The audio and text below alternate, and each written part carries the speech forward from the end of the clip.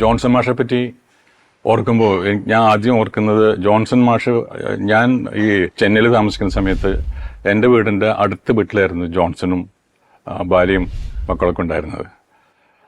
അതാണ് എൻ്റെ ഓർമ്മ ആദ്യം വരുന്നത്. അപ്പോൾ എൻ്റെ മോളെ സ്കൂളിൽ വിടാനായിട്ട് ചില ദിവസങ്ങളിൽ ഞാൻ ജോൺസൻ്റെ അന്നൊരു സ്കൂട്ടർ ഉണ്ടായിരുന്നു, ആ സ്കൂട്ടറിലാണ് ഞാൻ കൊണ്ടുപോവുക എൻ്റെ മോളെ അങ്ങോട്ട്.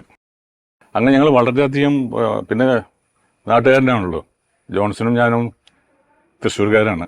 അപ്പോൾ എപ്പോഴും ജോൺസണും ഞാനും വളരെ അടുത്ത് ഉള്ള ആൾക്കാരാണ്. പിന്നെ ജോൺസൻ്റെ സിനിമകളിൽ എൻ്റെ ഓർമ്മ ശരിയാണെങ്കിൽ മിന്നാമിനിങ്ങിൻ്റെ നുറുങ്ങോട്ടം എന്ന സിനിമയിൽ ഞാനും പാർവതിയും കൂടിയിട്ടുള്ളൊരു പാട്ട് സീനുണ്ട്. അതിൽ മെല്ലെ മെല്ലെ എന്ന് പറഞ്ഞൊരു പാട്ടുണ്ട്.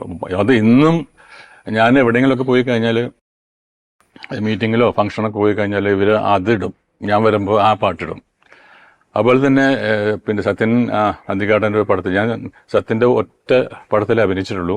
പിൻഗാമിയിലെ വെണ്ണിലാവോ എന്ന് പറഞ്ഞൊരു പാട്ടാണത്. അത് ഇപ്പോഴും എന്നെ പല ആൾക്കാരും ഓർക്കുന്നത് ആ ഒരു പാട്ടിലൂടെയാണ്. ഞാനും മോഹൻലാലിൻ്റെ ചെറുപ്പത്തിലുള്ള ആ കുട്ടിയും ശാന്തകൃഷ്ണനുമായിട്ടുള്ള വളരെ സന്തോഷകരമായ ഒരു ഫ്ലാഷ് ബാക്കിൽ വരുന്നൊരു സീനാണ്.